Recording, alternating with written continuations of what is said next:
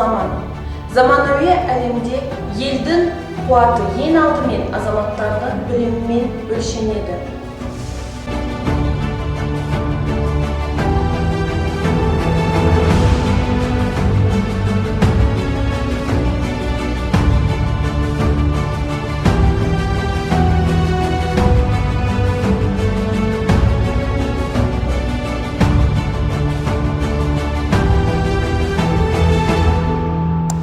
Санаға ақыл сіңірген, су сатқан терең білімімен ұстаздар, сіздерге мың алғыс.